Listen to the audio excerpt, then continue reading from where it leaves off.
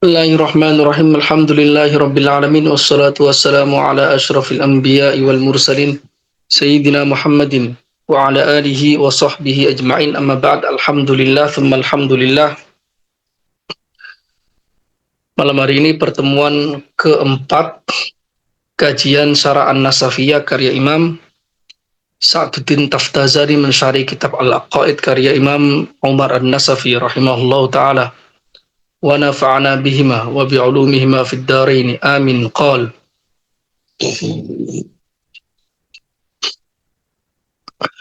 wa mu'dham khilafiyatihi ma'al firaq al-islamiyah khususan al-mu'tazilah. Kemarin telah dijelaskan terkait penamaan ilmu kalam, mengapa disebut sebagai ilmu kalam. Ada 8 alasan yang disebutkan oleh Syekh At-Taftazani di sini, dan itu adalah alasan mengapa ilmu kalam disebut sebagai ilmu kalam. Tapi yang menarik adalah satu keterangan kecil di sini. Wa hadza huwa kalamul qudama. Ini adalah kalamnya, ilmu kalam versi ulama mutaqaddimin. Ulama mutaqaddimin kalau dalam ilmu kalam adalah ulama sebelum Imam Al-Ghazali. Itu termasuk ulama kalam mutaqaddimin. Dan yang mengawali kalam mutakhirin itu Imam Al-Ghazali. Atau bisa dikatakan Imam Ghazali itu fase transisi yang mengantarkan ilmu kalam mutaqaddimin menuju beralih lebih lengkap, lebih sempurna, lebih integral dalam ilmu kalam. Karena beliau yang mulai memberikan porsi yang tersendiri kritikannya terhadap kalam filsafat, sehingga menuliskan tetraloginya. Tetralogi di dalam ilmu kalam, yaitu Maqasidul Falasifah, kemudian Tahafut al-Falasifah, kemudian Al-Iqtisad fil I'tiqad, dan juga Mi'yarul al-Ilm.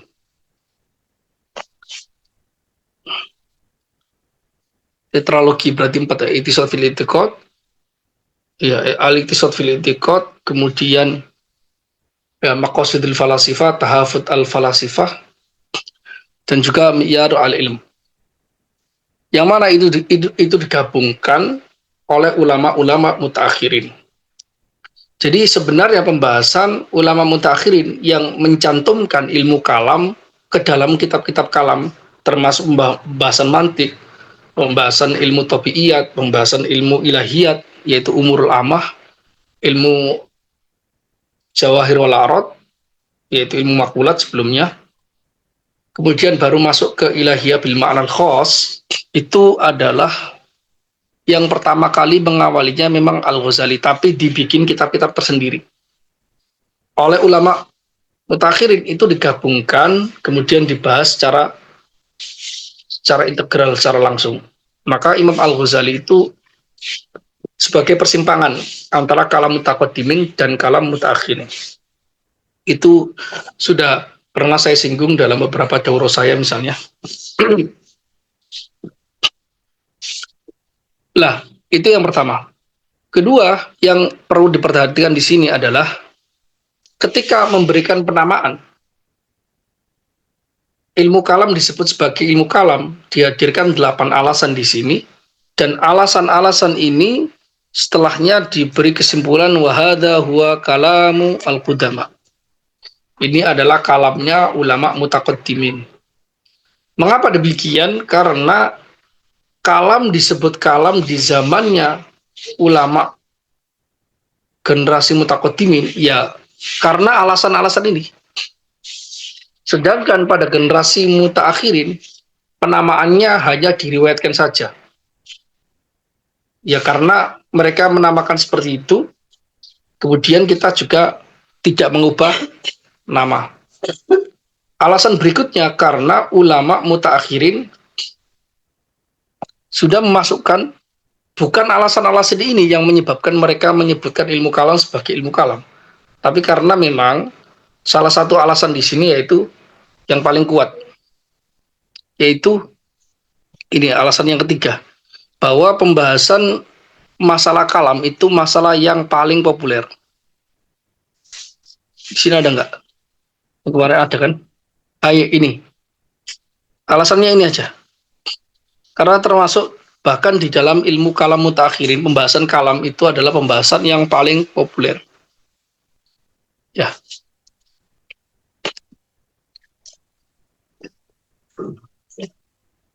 Jadi bukan lagi alasan-alasan seperti yang lama, tapi alasan baru. Selain memang tidak perlu, tidak ada alasan, tidak ada keperluan untuk merubah nama sebuah ilmu, tapi kemudian juga bahwa ulama-ulama mutakhirin itu sudah memasukkan unsur-unsur filsafat di dalam pembahasannya untuk mengkritik kecenderungan para filsuf yang itu melanggar akidah. Sebelum mengkritik, maka perlu untuk didalami tujuan dari filsafat itu sendiri, sehingga mereka mempelajari ilmu tabiiyat, ilmu ilahiyat, ilmu riyadiyat, bahkan untuk memperdalaminya, kemudian dikritik satu persatu, kemudian digabungkan dengan ilmu akidah, sehingga dibuktikan bahwa ilmu kalam bisa mengatasi ilmu-ilmu tersebut. Dia punya komentar, punya catatan terhadap ilmu-ilmu itu yang terkadang bersinggungan secara langsung dengan akidah. Tentu saja dengan argumentasi yang rasional. Beliau mengatakan wa mu'dham khilafiyatihi ma'al firaqil islamiyah khususan al-mu'tazilah.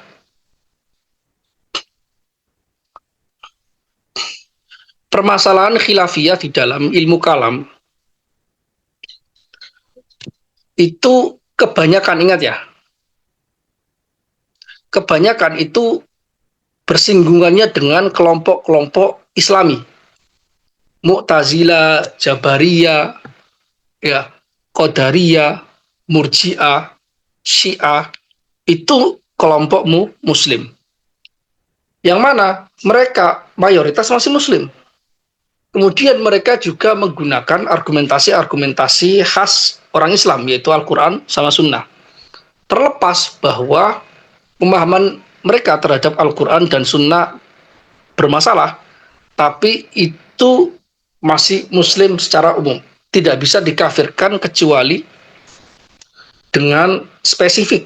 Beberapa kelompok atau beberapa orang di dalamnya itu memang berpandangan tertentu yang bertentangan secara langsung dengan secara lahiriah teks Al-Quran, Sunnah, dan itu bertentangan dengan akidah.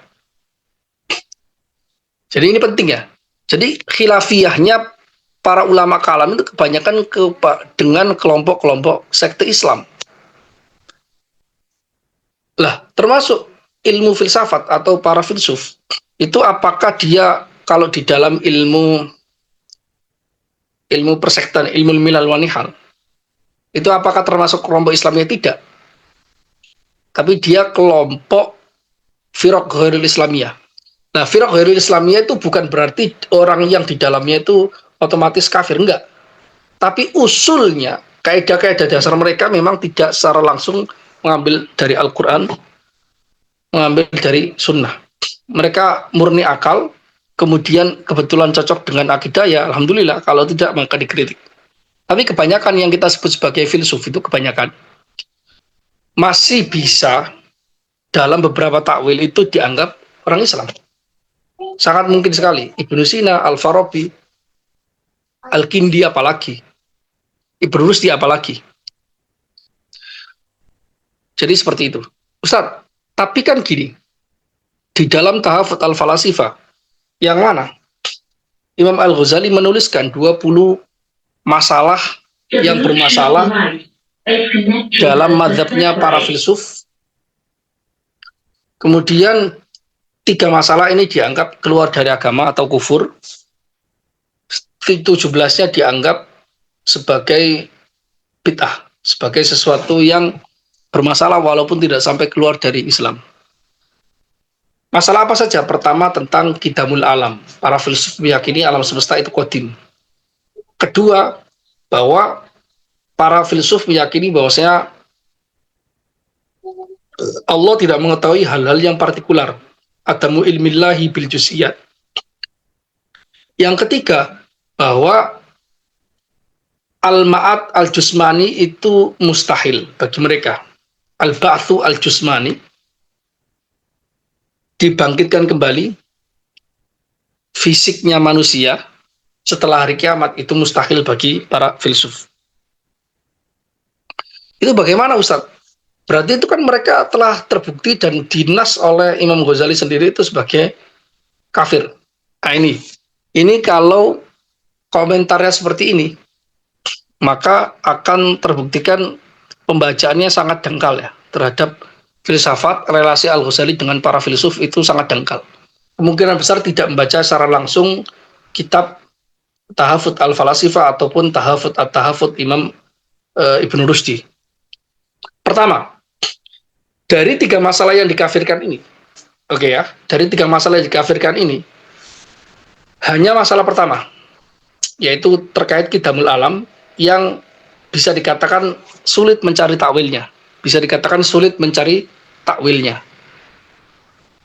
Masalah kedua, misalnya Allah tidak mengetahui hal partikular, itu bahwa Al-Ghazali sendiri itu dikritik oleh ulama Asy'ariyah terkait pemahamannya dalam mazhab filsuf. Karena sebenarnya para filsuf itu bukan meyakini Tuhan itu tidak mengetahui hal partikular, tapi mereka meyakini bahwasanya Allah itu mengetahui hal partikular tapi dengan cara universal, biwajihin kulli. Bukan tidak mengetahui hal partikular, karena bagi para filsuf ketika Allah mengetahui hal partikular, juz'iyat, dengan cara partikular juga, maka akan terjadi perubahan pada zat Allah Subhanahu wa taala dan itu mustahil. Maka mereka meyakini bahwasanya Allah mengetahui segala hal termasuk hal partikular tapi dengan cara kulli, sesuai dengan kaidah mereka bahwasanya terjadi penyatuan al-ilmu al-aqil wal ma'qul wal aql. Terjadi penyatuan seperti itu sebagaimana yang dibahas di dalam ilmu filsafat mereka. Jadi ini dikritik pemahaman Al-Ghazali terkait mazhab para filsuf. Ini dikritik oleh ulama Asy'ariyah sendiri. Kemudian juga di dalam kitabnya Al-Ghazali sendiri ada indikasi, yaitu di bab-bab sebelum masalah ini ada indikasi bahwasanya Al-Ghazali itu juga mentakrir pemahaman para filsuf terkait bagaimana Allah Subhanahu wa taala mengetahui hal yang partikular. Di antara takrirnya itu bisa diambil kesimpulan bahwa pemahaman para filsuf terkait ilmu Tuhan itu lewat jalur ala biwajhin kulli. Biwajhin kulli, bukan biwajhin juz'i. Itu ditakwil. Jadi bisa dikatakan Al-Ghazali di sini salah tangkap atau bahkan banyak dikritik. Yang mengkritik bukan hanya Ibnu Rushdi, bahkan Ibnu Rushdi beberapa kritikannya tidak lebih kuat dibandingkan kritikan ulama Asy'ariyah terhadap Al-Ghazali. Jadi biasa ilmu kalam seperti itu. Kemudian al-ba'tsu al-jusmani itu juga kemungkinan itu bisa ditakwil juga. Karena begini, mereka karena para filsuf itu berlandaskannya pada akal, maka mereka memustahilkan kebangkitan jasmani itu secara akal. Karena mereka tidak percaya yang namanya i'adatul ma'dum, segala sesuatu yang telah menjadi ma'dum hilang, itu dia bisa kembali lagi. Permasalahannya adalah apakah orang meninggal itu benar-benar ma'dum atau tidak.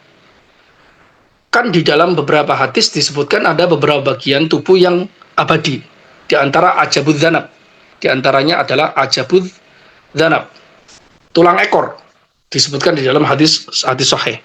Kemudian mereka dari sudut pandang akal, mereka meyakini para filsuf ini bahwasanya kebangkitan seperti ini tidak mungkin. Tapi mereka meyakini jika ada landasannya dari wahyu. Dan itu juga dikatakan oleh Ibnu Sina. Jadi mereka hanya mentakrir akal tidak bisa menjangkau ini, akal memustahilkan ini. Ya, tapi ini problemnya dalam persoalan ini. Tapi problem seperti ini tidak menjadikan mereka menjadi kufur. Karena kan kufur kaidahnya menentang lahiriah teks dalam Al-Quran sama Sunnah. Jadi mereka problem dalam mentakrir ini bertentangan dengan rasional. Bukan mereka mengingkari hal seperti ini. Kemudian yang menarik dalam persoalan pertama yaitu Qidamul Alam, itu kalau kita baca Ibnu Rusdi sebagai pengkritik Al-Ghazali yang sangat populer, paling populer, kita buka kitab Faslul Maqal misalnya, karya Ibnu Rusdi. Ibnu Rusdi itu nggak percaya loh. Banyak orang yang nggak tahu, nggak baca karena nggak baca kebanyakan. Ibnu Rusdi itu nggak percaya bahwa Al-Ghazali itu memastikan kekafiran Ibnu Sina dan Al-Farabi atau yang disebut sebagai filsuf Muslim. Enggak. Ibnu Rusdi sendiri nggak yakin. Tapi Ibnu Rusdi mengkritik Al-Ghazali karena merasa bahwasanya beberapa argumentasi dari Al-Ghazali bermasalah. Walaupun nanti penentuannya apakah pandangannya Al-Ghazali dan Ibnu Rusdi mana yang lebih tepat itu urusan belakangan. Tapi yang pasti bahkan Ibnu Rusdi sendiri itu memastikan bahwa Al-Ghazali tidak mengkafirkan secara pasti para filsuf karena Qidamul Alam. Dan ada indikasi di pengantar di awal-awal Tahafut al-Falasifah itu menyebut para filsuf ini sebagai kelompok Muslim. Indikasinya banyak. Jadi seperti itu. Jadi artinya apa? Meskipun ini kelompok-kelompok yang disebut sebagai al-firaq ghairul islamiyah bukan berarti orang di dalamnya itu kufur, belum tentu. Harus perincian dan tidak boleh mengkafirkan secara global, itu nggak boleh. Secara global itu nggak boleh. Kemudian yang menarik bahwa justru kritikan Al-Ghazali terhadap para filsuf Yunani, terutama lewat jalur pemahaman Ibnu Sina, itu adalah langkah untuk menghidupkan kitab-kitab Ibnu Sina.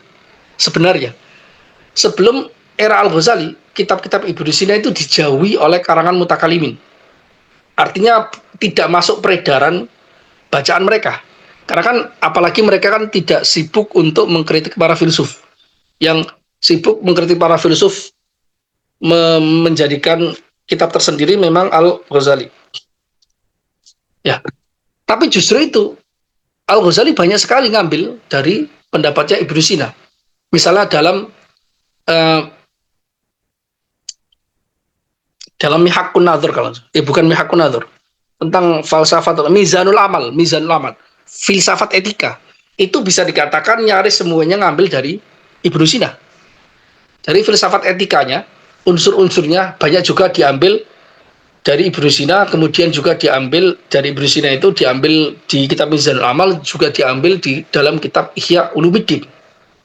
Ini saya ngomong itu karena baca, bukan karena hasil analisa orang, tapi saya baca sendiri. Dan itu banyak. Yang menariknya, justru gara-gara Al-Ghazali ini, kitab-kitab Ibnu Sina dipelajari. Bahkan ulama-ulama setelah Al-Ghazali, misalnya yang paling kuat adalah Ar-Razi, itu mensarah dua kitabnya Ibnu Sina. Sehingga kitab Ibnu Sina yaitu Al-Isyarat At-Tanbihat disyarahi oleh Ar-Razi, kemudian Uyunul Hikmah, Syarah Uyunul Hikmah, itu disyarahi sehingga dipelajari masuk ke kurikulum ulama-ulama kalam Ahlussunnah wal Jamaah. Jadi seperti itu, justru menghidupkan karya-karya Ibnu Sina. Dan tidak sedikit ulama yang memberikan ringkasan terhadap kitab-kitabnya Ibnu Sina. Sebagian ulama India menuliskan mukhtasar terhadap kitab An-Najatnya Ibnu Sina. Apakah kita bisa mengatakan bahwasanya ini meringkas kitabnya orang kafir? Enggak. Jadi enggak seperti itu. Jadi nggak bisa kalau gini gitu, penelitian seperti ini kita dengan penelitian justifikasi seperti ini secara global tidak bisa. Maka kelompok Islami atau kelompok non Islami bukan berarti orang di dalamnya itu murni semuanya Islam atau murni kafir semuanya. Belum tentu. Oke. mayoritas permasalahan khilaf di dalam ilmu kalam itu bersama dengan kelompok Islam. Ini menarik juga. Kenapa? Karena banyak orang seperti ingin menyindir ulama-ulama kalam di zaman sekarang. Kenapa sih kalian itu terlalu sering mendebat orang-orang yang masih muslim juga?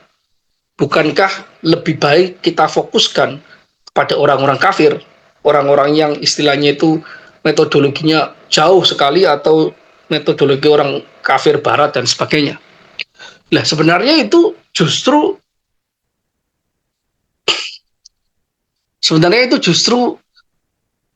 yang diikuti oleh ulama kita sekarang ini kebanyakan itu ngikut karakter ulama zaman dulu.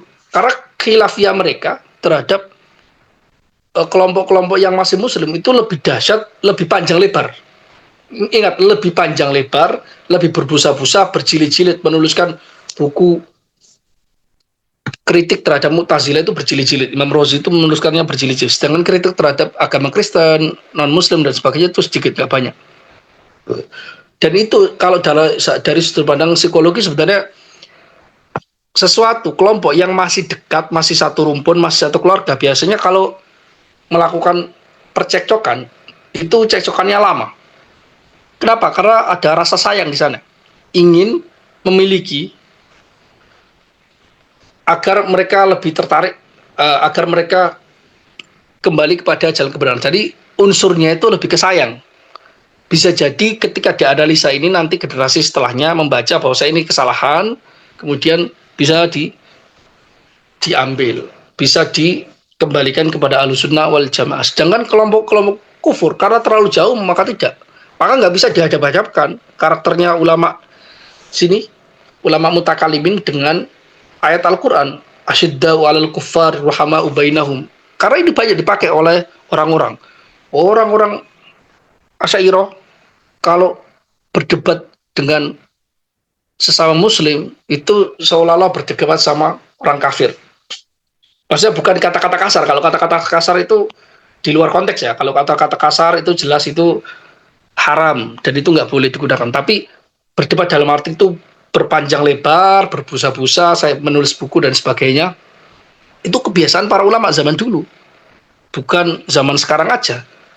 Dan itu tidak bisa dianggap sebagai kemunduran Islam. Karena ketika perdebatan semacam ini itu sangat masif, itu adalah waktu yang sama juga peradaban Islam sangat maju.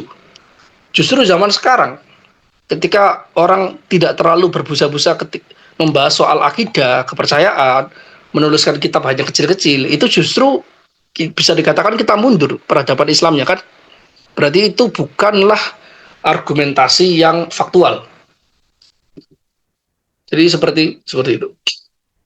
Jadi khilafiyah di dalam ilmu kalam mayoritas itu perdebatannya bersama dengan kelompok-kelompok Islam, khususon al-Mu'tazilah, khususnya kelompok Mu'tazilah. Kenapa kelompok Mu'tazilah ini diberi penekanan khusus? Karena memang porsi yang paling banyak kritikan ulama Asy'ariyah terhadap kelompok sekte non-Aswaja itu kepada Mu'tazilah.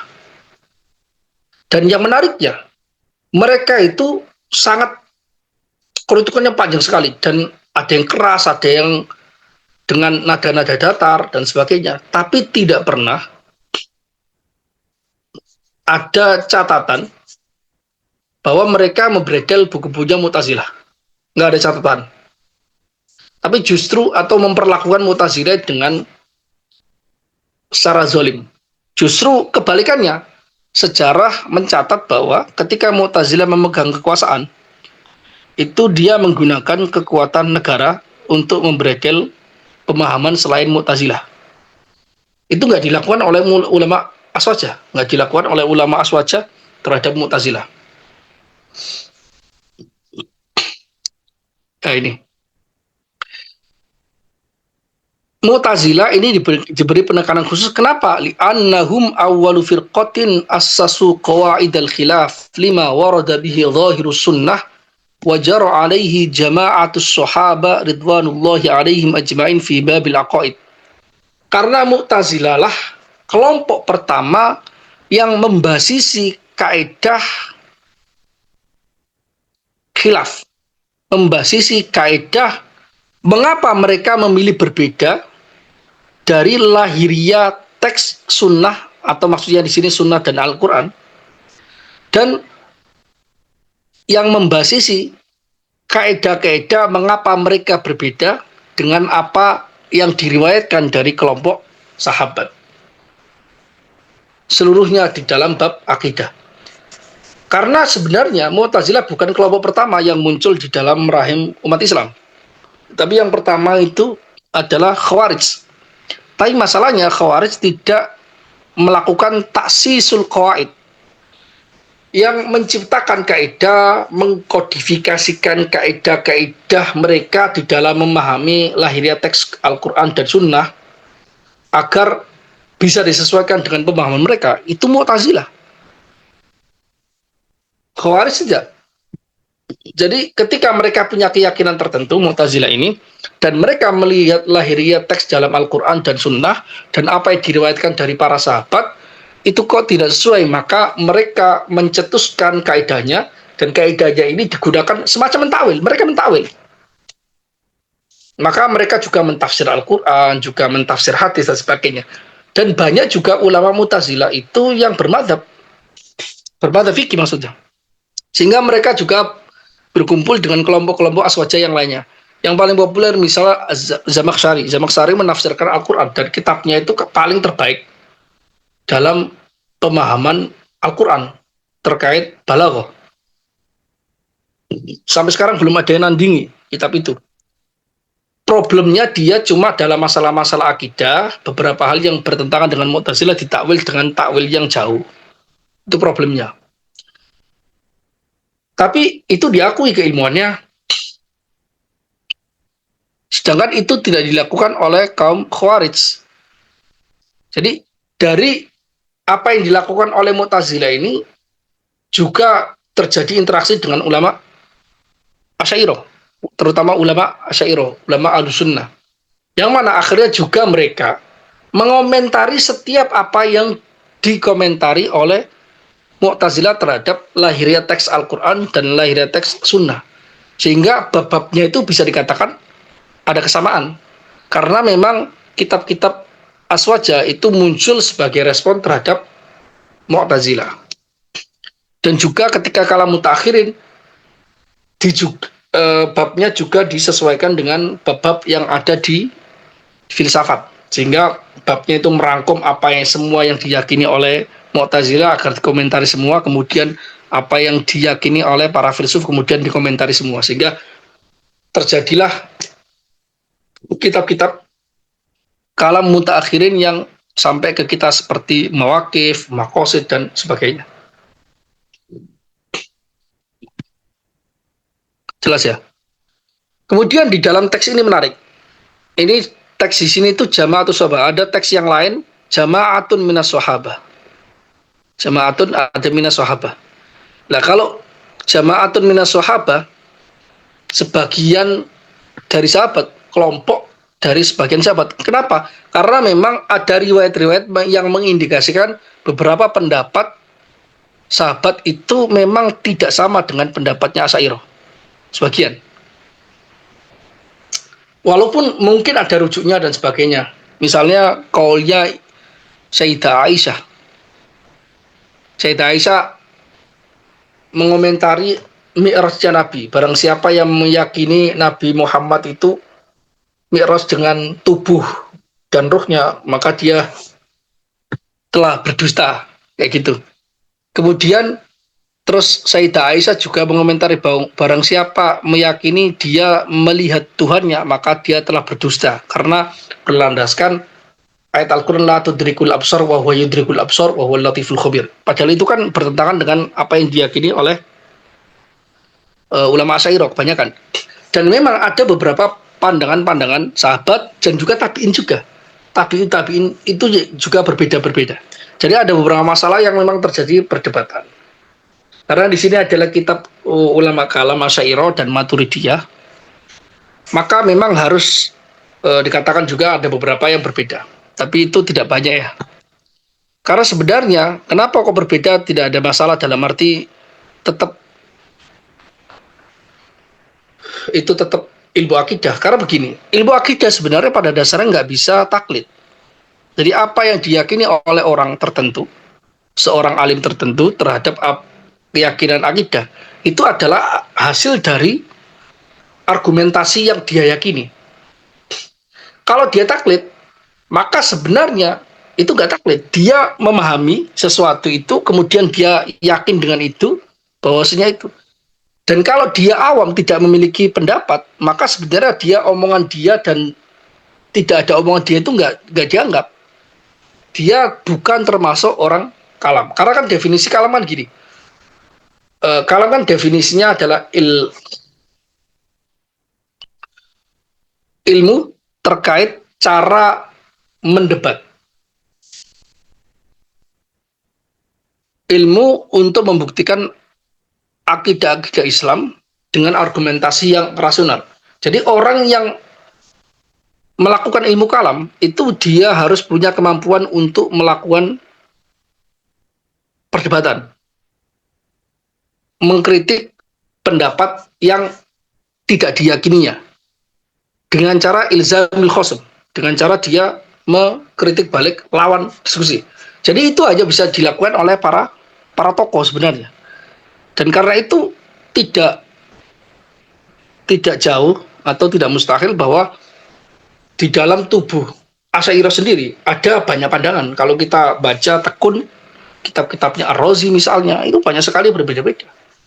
Nggak bisa kita katakan bahwasanya pendapat Ar-Razi satu ini yang Ahlussunnah, sebenarnya ada cabangnya banyak, furuk-furuknya banyak sekali. Tapi itu kapan nanti kita bahas. Tapi intinya yang dianggap tenang di dalam ilmu kalam seperti lautan itu di bawahnya gelombangnya sangat luar biasa besar.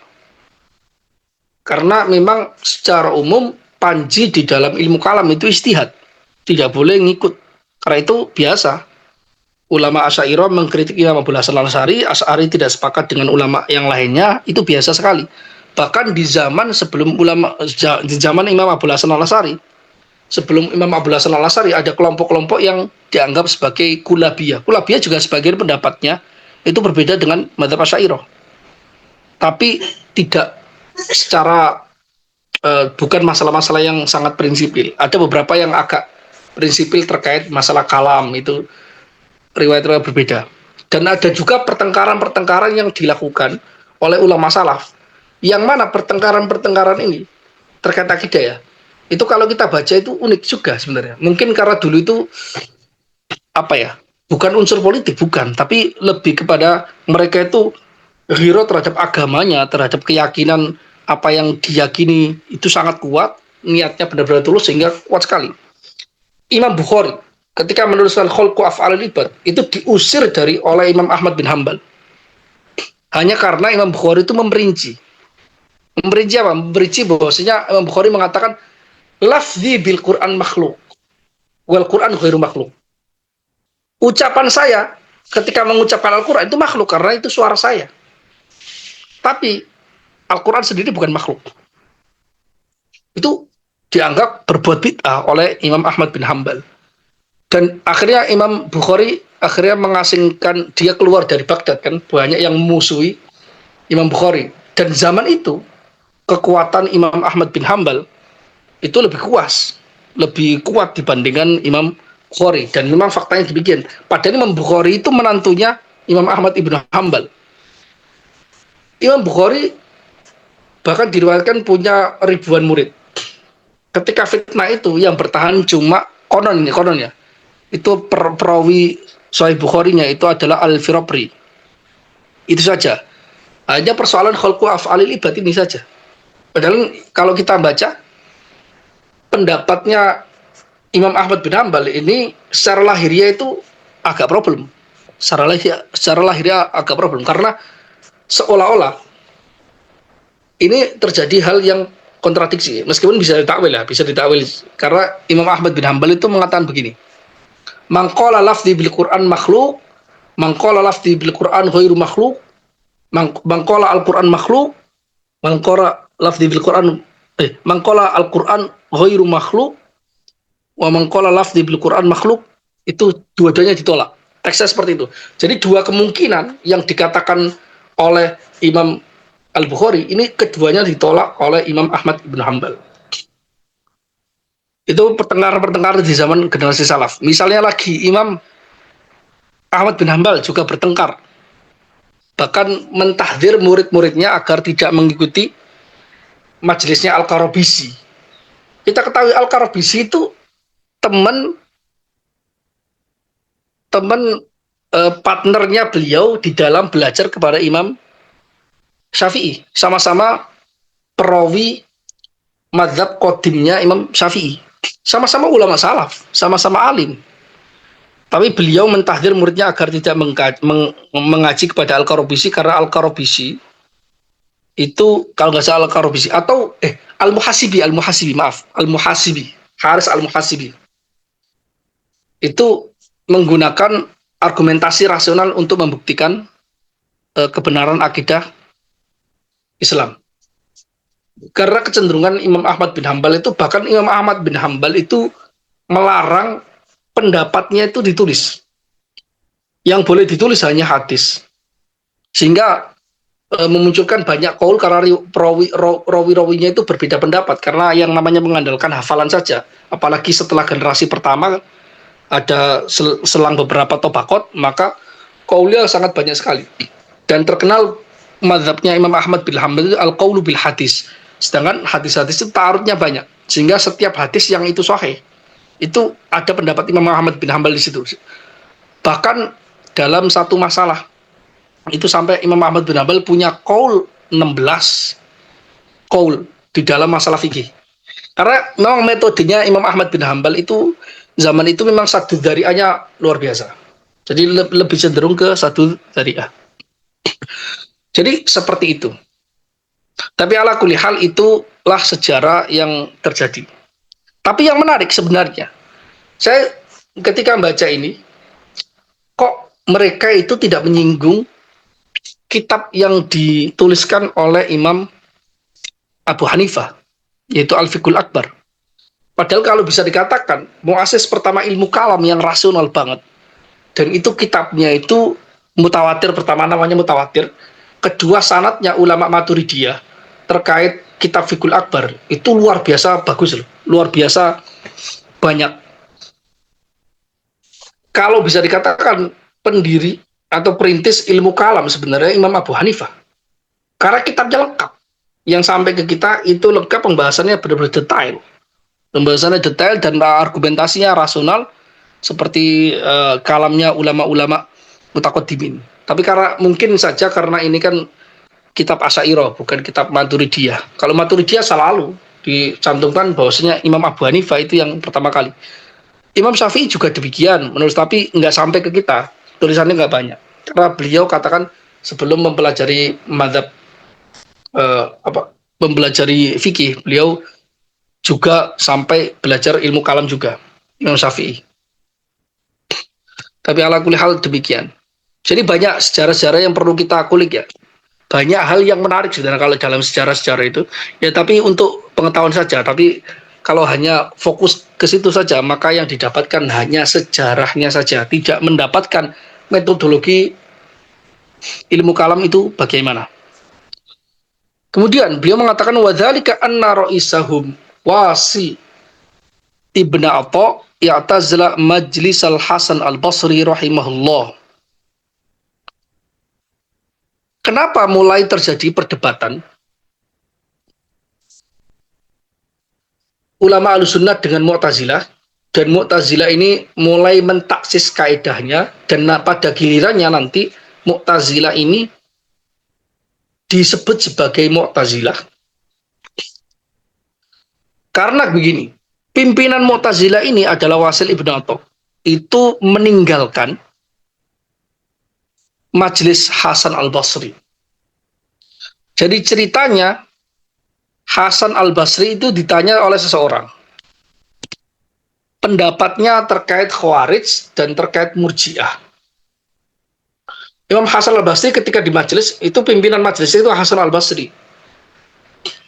Ditanya, bagaimana pendapat kamu wahai imam? Ini disebut di Asia. Bagaimana pendapat kamu wahai imam? Ada kelompok yang mengkafirkan orang yang melakukan dosa besar. Kemudian di saat yang sama juga ada kelompok yang berbanding terbalik dari Khawarij ini, yaitu mereka meyakini la yadurru ma'al imani maksiatun. Kalau sudah iman, maksiat apapun tidak berpengaruh. Kok berbanding terbalik? Apakah akidah Islam itu range-nya sejauh ini? Satunya itu kalau maksiat, dosa-dosa besar langsung kufur. Ya, langsung kufur. Yang satunya lagi, bahkan kalau iman itu maksiat apapun nggak berpengaruh. Hasan al-Basri itu merundukkan kepalanya, belum menjawab, tiba-tiba secara lancang Wasil ibn Atha yang muridnya itu menjawab secara langsung, dan justru menjawab, dia menegaskan bahwasanya enggak, dia bukan mukmin sekaligus bukan kafir. Seperti itu. Kemudian ketika Wasil ibn Atha menjawabnya itu, dia berpindah majelisnya agak ke pinggiran di masjid, di pinggir masjid gitu. Dia mentakrir apa yang dipahaminya, apa yang dipahami diyakininya, karena melihat Hasan Basri kok nggak bisa jawab, saya ini bisa jawab ini saya kan.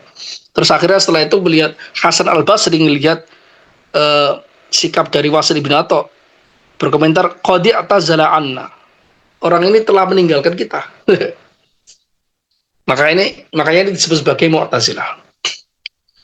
Nah, pimpinan Mu'tazilah ini Wasil bin Atha itu meninggalkan majelis Hasan al-Basri di tengah-tengah majelisnya sambil mentakrir bahwasanya murtakibal kabira laisa bimu'minin wala kafir. Pelaku dosa besar bukan orang mukmin sekaligus bukan orang kafir.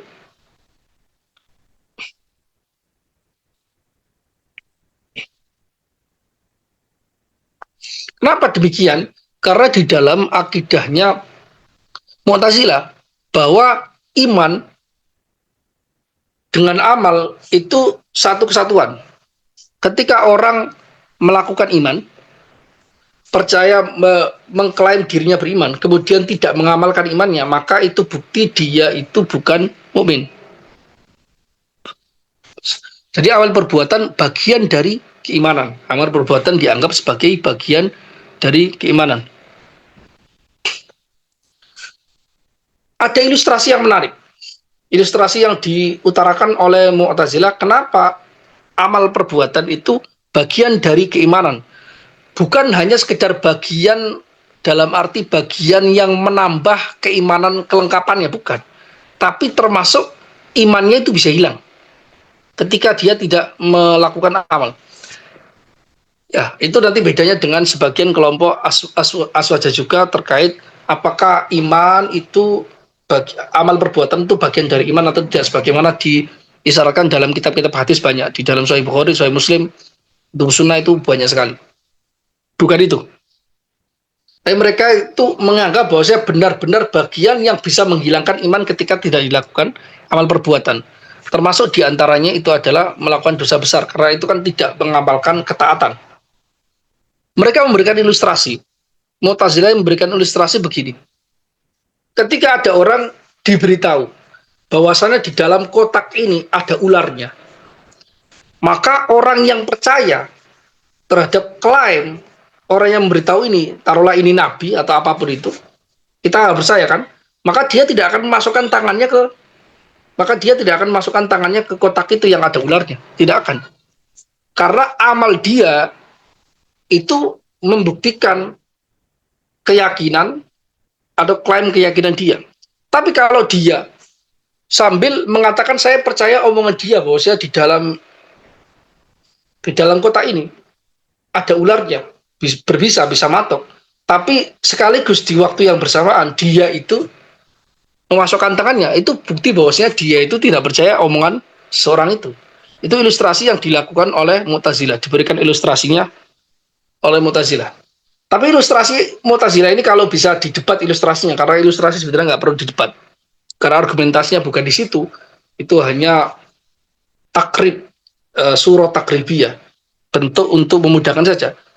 Kita bisa mendebatnya, karena bisa jadi orang itu sedang ingin membuktikan dirinya itu kebal. Ya aku percaya, tapi aku mau masukin ini ya. Nah, dia membuktikan diri kebal di depan, taruhlah ini nabi atau apapun itu, orang yang lebih tua dan sebagainya, orang yang dihormati, itu kan nggak sopan. Seperti kita meyakini bahwasanya ini haram, tapi tetap dilakukan nggak sopan yang kita lakukan kepada Tuhan. Tapi itu tetap tidak berkorelasi secara rasional bahwasanya kita mendustakan dia, enggak. Tapi kita memang lancang, ingin bermain-main atau didorong dengan keinginan untuk zuhur. Karena ketika menerangkan di dalam kotak ini ada ularnya, banyak orang yang mendengar, terus dia ingin pamer di hadapan banyak orang. Saya bisa memasukkan tangan saya ini, tangan saya kebal atau apapun itu. Seperti itu, atau didorong dengan alasan-alasan yang lain. Jadi ilustrasinya demikian. Mereka meyakini bahwa amal perbuatan itu bagian dari keimanan. Ketika orang melakukan dosa besar, maka itu bukti keimanannya telah copot. Itu alasannya. Wasil Ibnu Atha mentakrir bahwasanya pelaku dosa besar bukanlah orang yang beriman, sekaligus bukan orang yang kafir. Dia berada di tengah-tengah. Wa itsbitul manzilata bainal manzilatan, dan menetapkan derajat di antara dua derajat, yaitu antara iman dan kufur. Ingat ya, ini banyak yang sering salah paham. Al-manzilah bainal manzilatain itu level antara iman dan kufur, di tengah-tengah. Bukan dia derajat antara surga dan neraka, enggak. Kalau antara surga dan neraka di dalam Al-Quran itu disebut sebagai al-araf. Minarri wa alal arafi rijalu ya'rifuna bisimahum. Ya'rifuna kullam bisimahum. Araf itu adalah dia lokasi antara surga dan neraka. Tapi ujung-ujungnya araf itu nanti akan dimasukkan ke surga kalau dalam cerita di dalam tafsirnya. Sedangkan orang yang melakukan dosa besar bagi Mu'tazilah, yaitu orang fasik, itu mukhallat finnar. Dia mukhallat finnar. Bagi Mu'tazilah demikian. Maka ini bukan derajat antara itu, tapi antara iman dan kufur. Antara iman dan kufur. Tapi tetap mereka cenderungnya dia bukan mukmin. Paham nggak? Dia ada bau-bau khawarijnya. Mu'tazilah ini ada bau-bau khawarijnya. Orang yang melakukan dosa besar, dia bukan mukmin, dia juga bukan kafir. Tapi maksudnya kafir yang terang benderang. Ini kafir yang terang benderang. Dia bukan mukmin di dalam hatinya. Artinya dia udah lepas keimanannya, tapi tidak menjadi orang kafir yang terang benderang. Tapi dia maksudnya mukhallat finnar. Ingat ya, bahwasanya orang melakukan dosa besar menurut Mu'tazilah itu mukhallat finnar. Itu kata Mu'tazilah. Maka dia bukan menetapkan manzilah ini derajat di antara dua derajat, yaitu surga dan neraka, enggak. Al-manzilah bainal manzilatain itu bukan itu. Tapi dia al-manzilah bainal manzilatain derajat di antara dua derajat, yaitu derajat tengah-tengah antara iman dan kufur. Antara iman dan kufur. Tapi kalau status dia di nerakanya atau surganya, mereka meyakini bahwasanya itu masuk di neraka, mukhallat finnar. Dia sama dengan orang kafir yang terang benderang. Jelas ya? Faqala al-Hasan, Imam Hasan al-Basri kemudian mengomentari qad i'tazala anna. Wasil Ibnu Atha telah meninggalkan kita. Fasummu al-Mu'tazilata. Sehingga mereka disebut kelompok Mu'tazilah. Dan penyebutan Mu'tazilah terhadap kelompok Mu'tazilah itu bukan hinaan, sama sekali bukan hinaan. Ketika orang Mu'tazilah disebut Mu'tazilah itu bukan hinaan. Mereka bangga, bahkan dalam riwayat Zamakhsyari itu ketika mengetuk pintu orang untuk bertamu, maka ditanya dari dalam siapa itu. Dia mengatakan al-Mu'tazili gitu. Dia bangga menyebut dirinya sebagai orang Mu'tazilah karena itu bukan lakop celaan. Dan para ulama ketika mengkritik kelompok-kelompok lain, baik itu kelompok Islam atau kelompok non-Muslim, itu tidak memberikan lakop-lakop yang tidak mereka suka. Misalnya nyebutnya sebagai Syiah, Syiah itu kehormatan bagi orang Syiah. Mu'tazilah kehormatan bagi orang Mu'tazilah. Ya. Tapi gini, Mu'tazilah itu sebagai lakop untuk mensifati yang awalnya proses terjadinya munculnya kelompok Mu'tazilah itu bagaimana? Jadi kelompok yang mengasingkan diri, dan itu sebuah sifat yang netral, karena mereka lebih, kalau ketika menuliskan karya mereka menyebutnya sebagai kelompok ahlul adli wa tauhid. Wahum sammau anfusahum ashabal adli wa tauhid. Sedangkan mereka menyebut diri mereka sendiri sebagai pemilik keadilan dan tauhid. Pemilik keadilan karena mereka meyakini wajibnya Allah memberi pahala kepada orang yang taat, ya wajib. Berarti itu keadilan. Atau wajibnya Allah mengazab orang yang melakukan dosa. Tauhidnya itu karena mereka meyakini dengan keesaan. Mengesahkan Tuhan itu artinya yang kita esahkan adalah satu zat, yaitu zat Allah. Sedangkan Allah tidak memiliki sifat-sifat yang qadim. Karena dengan meyakini Allah memiliki sifat-sifat yang qadim, maka itu berarti tidak tauhid lagi. Ada banyak ta'addud al-qudama, ada banyak hal yang qadim. Jadi nanti kembali ke sini. Ya. Al-adl itu kembali ke wujubi thawabil muti, at-tauhid itu al-adl itu wujub thawabil muti wa iqabil asi 'ala Allah. Kemudian tauhid itu kembalinya ke nafsi sifatil qadimati anhu. Itu mereka demikian. Ini termasuk dua usul dari usulnya Mu'tazilah. Karena yang terkenal Mu'tazilah memiliki 5 usul ya.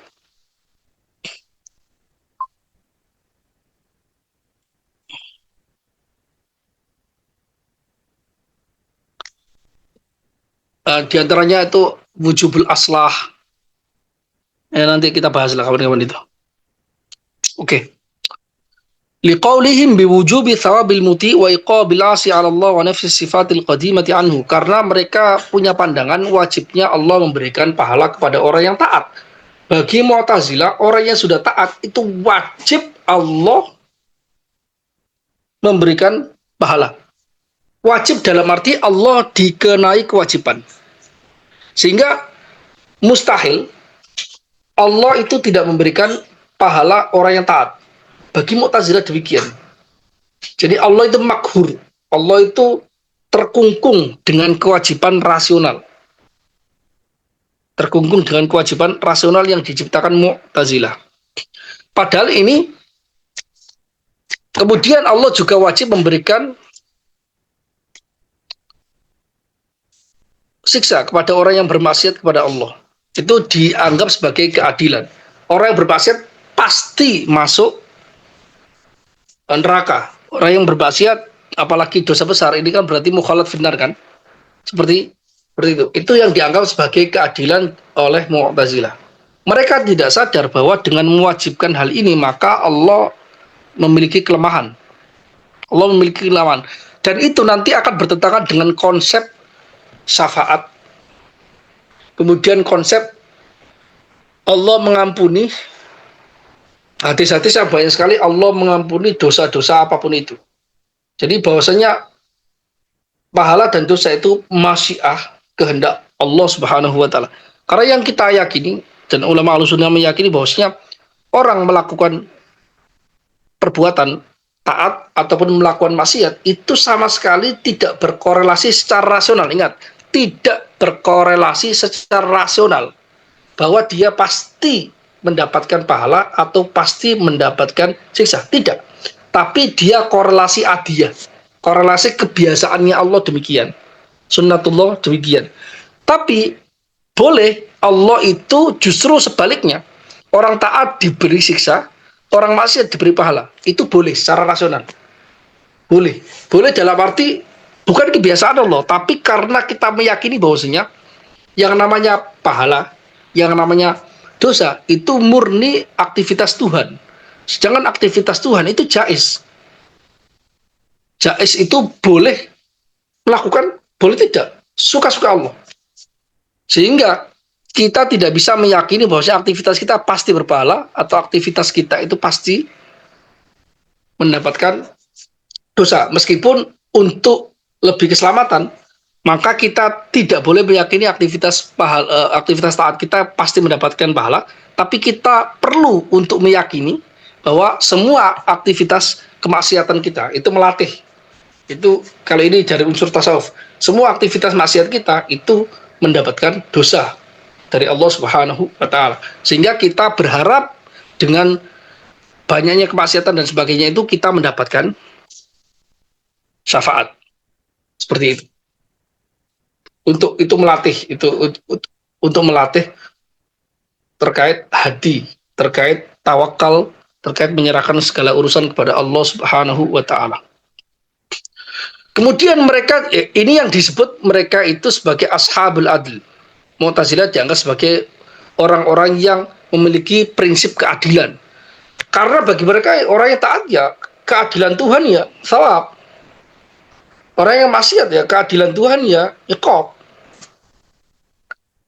Problemnya itu adalah zaman sekarang ini. Karena banyak orang merasa adil jika mengatur Allah Subhanahu wa taala, seolah-olah Allah itu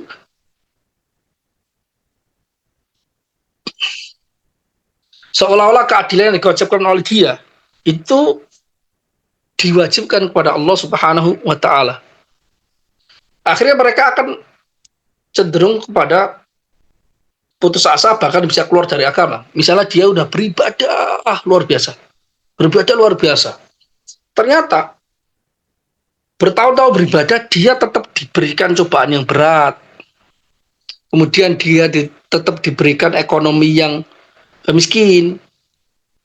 Banyak musibah berkali-kali. Banyak musibah berkali-kali yang dihadapi. Padahal dia ahli taat, ahli puasa, ahli sholat, dan sebagainya. Maka kalau dia tidak menguatkan akidahnya, bahwasanya akidah dengan akidah Ahlussunnah wal Jamaah, apalagi dia ngikut Mu'tazilah, ujungnya murtad. Orang-orang seperti ini murtad ujungnya. Akan menanyakan keadilan Tuhan. Tuhan, saya kan sudah taat kepadamu. Kenapa saya tetap diberi nasib yang buruk? Diberi penyakit yang nggak sembuh-sembuh, diberi keluarga yang sangat menjadi problem, cobaan, kemudian diberi ekonomi yang berantakan, dan sebagainya. Dan itu yang terjadi. Kalau kita lihat ya di sejarah Kristen atau orang tulisan-tulisan atau film-film cerita tentang dialog-dialog dalam kekristenan, tradisi di dalam kekristenan, itu kan mereka unsurnya keadilan. Banyak mulai memperlakukan, saya itu udah ibadah, udah membaca Alkitab terus-menerus, tapi kok tetap nasibnya nggak baik-baik. Seolah-olah orang yang ahli ibadah itu harus nasibnya baik. Jadi dikorelasikan secara rasional, tidak mungkin tidak. Seolah-olah orang yang ahli sholat itu harus kaya raya. Seolah-olah orang yang ahli sholat duha itu berarti harus kaya raya. Harus seperti itu. Oh, itu nanti kalau dia tidak diberikan iman bisa murtad itu. Makanya kadang itu sangat tricky dan resikonya sangat besar. Ketika para motivator-motivator itu mulai membicarakan soal agama, membicarakan konsep motivasi untuk kemakmuran mereka, itu pakai konsep-konsep agama, itu sering sekali mereka menggunakan secara mungkin bisa ditakwil ya, itu bukan Mu'tazilah banget, tapi itu lahiriannya seperti Mu'tazilah. Kalau bapak sholat rajin, saya jamin bapak itu kaya. Nah, kamu itu siapa? Kok bisa menjamin orang jadi kaya? Itu kamu siapa? Terus bukan soal itu, masalahnya gini. Kalau dia misalnya bapak menabung ini nanti dalam jangka waktu 10 tahun nanti akan menjadi kaya. Itu masih bisa rasional karena sunnatullah ketika ditabung kecil-kecil akan menjadi besar kan. Tapi dia itu mengkorelasikan dengan ibadah. Dan ini kan apa yang dilakukan oleh Mu'tazilah. ibadah disangkut pautkan dengan kewajiban Allah mengapresiasi dan memberikan takdir yang baik, memberikan pahala, dan implikasi dari pahala ini takdir dia baik. Itu problem. Makanya itu, kalau terlalu banyak motivator yang berbicara soal agama, ini wacana keagamaan di tengah-tengah kita itu kebanyakan akan rusak. Akan rusak, itu pasti. Yaitu sedekah akan mendapatkan miliar uang. Itu rusak loh, bener. Saya itu nggak pandang bulu, dalam arti itu maksudnya ini yang ngomong itu kiai kayak Habib kayak atau motivator, bener. Kalau dia ngomong kayak gini-gini terus di depan jamaah mengkaitkan korelasi-korelasi ibadah-ibadah dengan kenikmatan-kenikmatan duniawi kayak gitu, itu salah. Saya dalam arti salah. Walau Habib yang ngomong kayak ini salah, kayak ini kaidahnya nggak seperti itu. Karena pahala itu tidak berkorelasi dengan kehidupan yang baik, harta dan sebagainya, enggak. Dan ini sebenarnya unsur-unsur yang sebenarnya menyerap secara tidak langsung oleh akidahnya Mu'tazilah. Itu banyak, banyak. Ya, kapan-kapan kita komentari. Nah, kemudian mereka punya pandangan juga menafikan sifat-sifat yang qadim dari Allah Subhanahu wa taala. Sifat qadim maksudnya sifat wujudiyah, sifat yang eksistensialis, yaitu 7 sifat atau 8 sifat: kudro, iroda, ilmu, hayat, sama, basor, kalam. Atau tambah satu lagi sifat idrok. Kalau sifat al-idrok. Oh, sifat takwin atau sifat idrok. Sifat takwin ada juga yang menambahkan sifat idrok. 8, 9. 7 atau 8 atau 9. Mereka tidak meyakini adanya sifat seperti itu. Makanya mereka dianggap sebagai orang yang ahli tauhid. Mereka mengesahkan Tuhan, bahwasanya Tuhan itu hanya zat yang qadim. Allah tidak memiliki sifat. Tidak memiliki sifat yang eksistensialis, tidak memiliki sifat yang qadim bagi Allah Subhanahu wa taala. Ya. Tapi Ustaz, bukankah orang yang menafikan? Nah, ini penting. Nanti ada kaitannya dengan pembahasan-pembahasan di dalamnya, maka saya terangkan dikit. Jadi, terkenal Mu'tazilah itu sebagai ashabul adli wa tauhid karena mereka mewajibkan pahala, mewajibkan siksaan, kemudian karena mereka menafikan sifat-sifat yang qadim. Itu ashabul adli wa tauhid. Oke. Terkait sifat-sifat yang qadim. Ini kemudian ada pertanyaan. Kalau Mu'tazilah itu mengingkari sifat-sifat yang qadim, padahal sifat-sifat yang qadim itu landasannya di dalam Al-Quran, maka bukankah mereka kufur? Karena kan mengingkari lahiriah teks di dalam Al-Quran kan kufur. Mengingkari satu huruf di dalam Al-Quran, dia tidak sabit, itu kufur. Bahaya ini. Kajian-kajian yang dilakukan oleh orang yang itulah profesor di Amerika itu loh. Yang diberi judul revisionis itu nyerempet-nyerempet kafir itu. Kepergok apa kesandung dikit itu udah kufur itu. Ya semoga diampuni lah. Ngawur. Jadi gini, nah terus bagaimana itu? Apakah mereka nggak kafir? Padahal kan para ulama sepakat bahwasanya Mu'tazilah itu bukan orang yang kufur. Jika ahli bid'ah ya, tapi mereka bukan kufur. Bagaimana menjawabnya? Begini. Jadi Mu'tazilah itu tidak mengingkari bahwa Allah itu maha kuasa, maha berkehendak. Enggak mengingkari. Enggak mengingkari. Karena itu ayat di dalam Al-Quran. Wa kana Allahu ala kulli syai'in qadira. Kan Allah maha berkuasa. Aliman hakima. Itu mereka meyakini apa yang tertulis dalam Al-Quran lengkap, yaitu diyakini. Tapi mereka ingkari adalah bahwa ayat ini dianggap sebagai bukti bahwa Allah aslul istiqaq dari kata-kata al-qadir. Jadi mereka aslul istiqaq dari al-qadir, kemudian al-alim, itu menunjukkan bahwasanya Allah memiliki sifat qadim, yaitu kudroh, yaitu ilm. Ini qadim, ini qadim. Karena bagi mereka kalau ada dua qadim ini, walaupun itu sifat, itu menjadi ta'addud al-qudama. Jadi itu mustahil bagi Mu'tazilah. Jadi ya. Mereka tidak mengingkari Sifat yang kalau kita sebut sebagai sifat maknawiyahnya nggak mengingkari.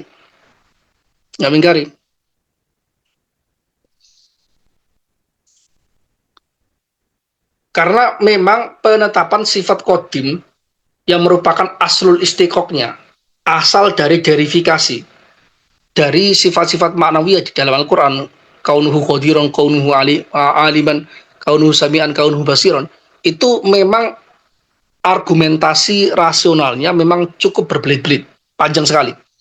Dan sebenarnya kalau kita baca jujur di dalam kitab-kitab ulama kalam, itu banyak kecenderungan.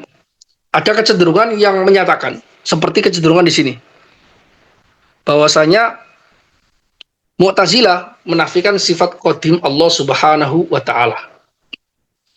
Karena mereka tidak menetapkan Allah itu alimun bi ilmin, Allah qadirun bi qudrah, Allah itu samiun bi sam'in. Itu enggak. Itu kecenderungan yang umum dan ini yang sebenarnya paling kuat juga.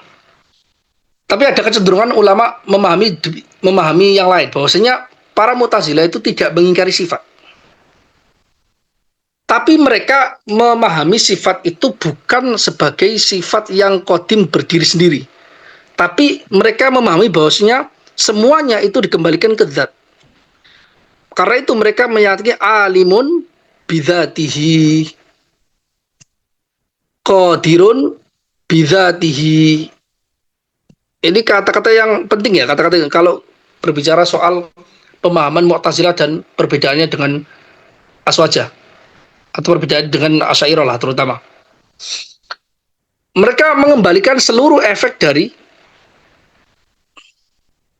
yang kita sebut sebagai sifat itu mengembalikannya kepada zat. Maka di dalam kesimpulan misalnya di cara mewakif, mereka itu hanya meyakini gini, mereka tidak mengingkari sifat tapi mereka menetapkan bahwa ma yatarattab ala zat, ma yatarattab ala sifat, yatarattab ala zat, yatarattab ala zat. Efek yang muncul dari sifat-sifat yang disebutkan oleh ulama-ulama yang lain itu muncul dari zat. Jadi penetapannya demikian. Jadi mereka tidak mengingkari efek sifat ini, nggak mengingkari sama sekali. Bahwasanya kudro itu kuasa, berkehendak, kehendak itu dia bisa mentaksis dan sebagainya.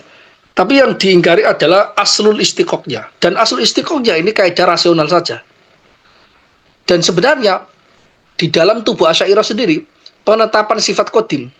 Ini pembahasan agak panjang tapi saya bahas sedikit karena ini ada momennya. Nanti kita bahas lagi. Penetapan aslul istiqok dalam sifat-sifat yang qadim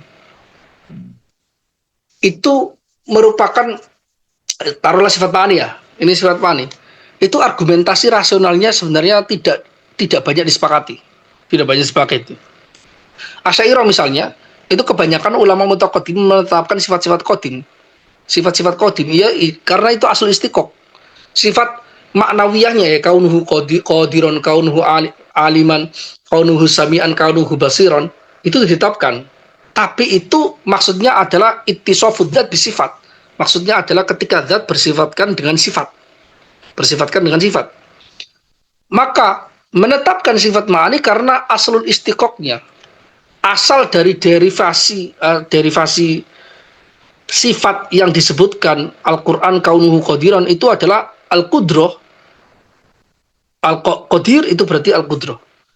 Mereka menggunakan yang disebut sebagai qiyasul ghaib ala syahid. Itu Asy'ariyah. Ya memang menggunakan mutaqaddimin kebanyakan menggunakan qiyasul ghaib ala syahid. Karena kalau di alam makhluk orang yang disebut sebagai sesuatu yang berkuasa, dia punya kuasa, berarti dia memiliki sifat yang menempel pada dirinya yaitu kuasa. Demikian juga Allah. Nah, menariknya ada 3 atau 4 argumentasi di dalam syarah mawaqif ini dan yang pertama ini yang paling populer itu disebutkan di dalam mawaqif dan itu dilemahkan oleh ulama Asy'ariyah. Mereka mengatakan bahwa Al-Ijzi, kemudian Taftazani dan juga Said Syarif Durjani juga melemahkan ini karena ini sebenarnya menggunakan metode yang lemah. Qiyasul ghaib ala syahid. Menganalogikan apa yang ada di alam hadis ini untuk mencapai kesimpulan apa yang dimiliki oleh Allah, yaitu merupakan sifat yang qadim. Dan itu lemah. Sejujurnya argumentasi ulama mutaqaddimin terkait penetapan sifat ma'ani itu lemah. Karena kan kalau mereka menggunakan ayat Al-Quran sama hadis kan nggak ada satupun, nyaris nggak ada satupun menggunakan lafat-lafat yang kudro, iroda, ilmu, hayat sama, itu nggak ada. Semuanya berbentuk sudah yang berkuasa, yang mengetahui, yang melihat dan sebagainya. Tapi sehingga dalam masalah ini terjadi kayak benturan gitu. Dari satu sisi secara metodologi memang lemah, tapi di sisi yang lain, tapi kenapa riwayat-riwayatnya perdebatan mereka dengan Mu'tazilah sangat keras dalam persoalan ini? Apakah mungkin mereka berdebat dalam persoalan-persoalan yang sebenarnya itu bisa dikatakan khilaf di dalam furu' akidah? Tapi kan justru pembahasan ilmu kalam yang paling pokok itu sifat ma'ani. Makanya ini problem. Sehingga misalnya di dalam kitab Syarah Dawani Alal Aqaid Al-Adudiyah itu dikatakan bahwasanya beliau itu punya pendapat dan ini dikritik oleh kelompok dianggap ini pendapat bukan Ahlus Sunnah wal Jamaah, bukan Ahlus Sunnah wal Jamaah oleh murid-muridnya Syekh Said Fuda.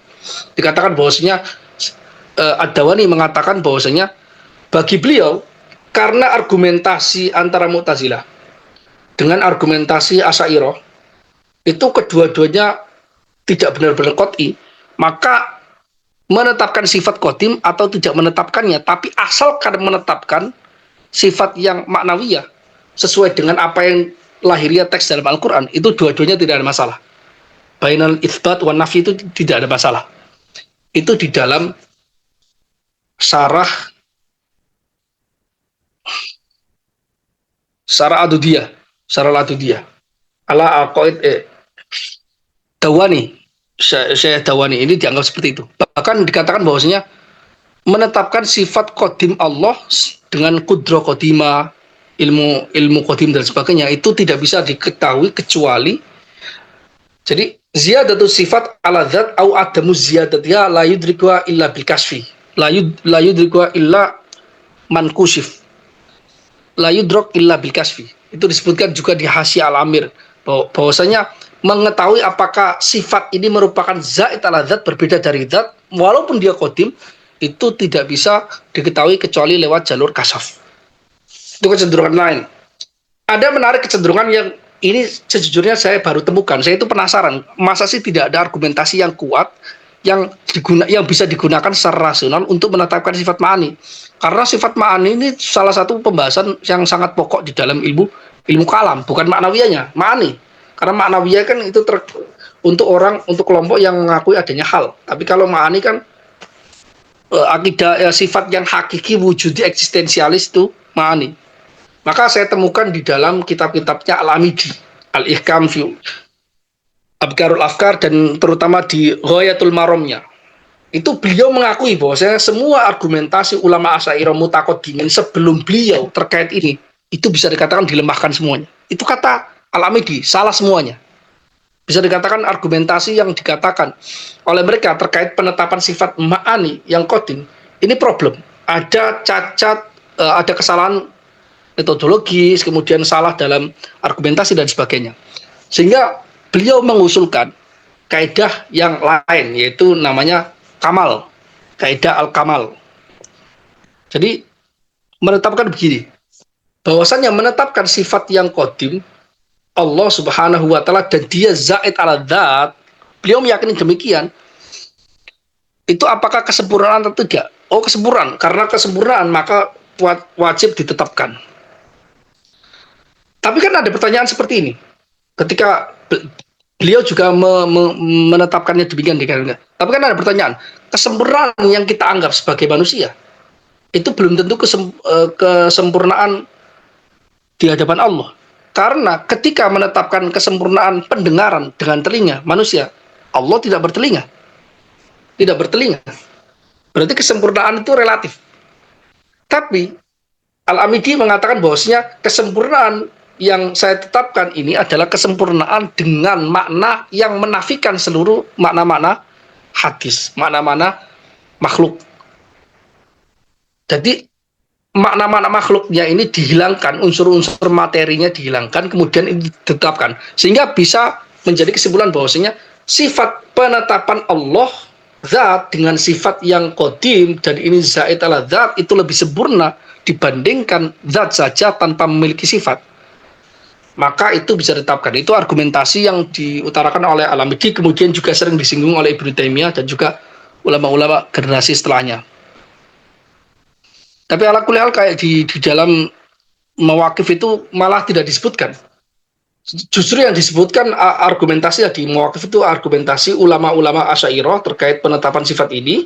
Kemudian semuanya dikritik oleh Aduddin Al-Iji. Jadi seolah-olah ya lemah semua gitu. Tapi mereka meyakini di dalam teksnya itu meyakini bahwasanya sifat Allah itu sifat wujudi eksistensialis qadim zaid al-dzat. Jadi ala kulli hal ini argumentasi yang masih bisa dikembangkan, masih bisa dibahas dan sebagainya. Tapi kalau saya pribadi meyakini bahwasanya persoalan ini sebenarnya ya kuat juga, tapi dalam arti dia sebenarnya itu kuat dalam arti terjadi perdebatan wajar karena banyak, tapi dalam arti itu masih ada celah. Jadi Mu'tazilah itu nggak sejauh yang kita bayangkan, tapi nggak terlalu dekat juga. Jadi ada perbedaan-perbedaan yang urgen, yang signifikan antara Mu'tazilah dengan Asy'ariyah yang menyebabkan para ulama klasik itu sangat keras terhadap Mu'tazilah. Tapi ala kulli hal masih bisa diperdebatkan karena sebenarnya kita nggak bisa mengambil pendapat di dalam Asy'ariyah atau Mu'tazilah itu secara pendapat untuk ini karena sudah diriwayatkan, tapi kita tidak memahami argumentasinya nggak bisa karena itu bukan corak ilmu kalam. Oke. Mohon maaf. Saya sebenarnya masih sakit ini.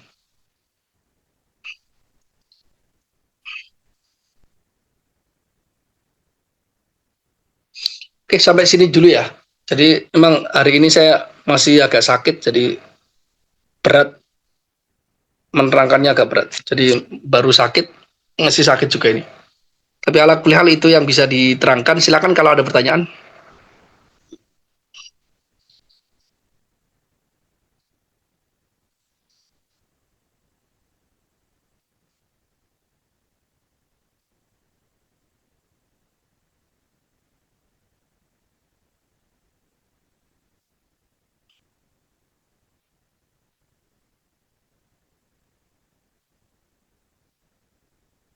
Oke, baik. Kalau tidak ada pertanyaan, mungkin sampai di sini dulu kajian pada malam hari ini. Mohon maaf karena masih belum fit. Semoga bermanfaat. Oh, ada pertanyaan ini. Oke, terima kasih. Semoga bermanfaat. Wallahul muwaffiq. Ila aqwamit. Assalamualaikum warahmatullahi wabarakatuh.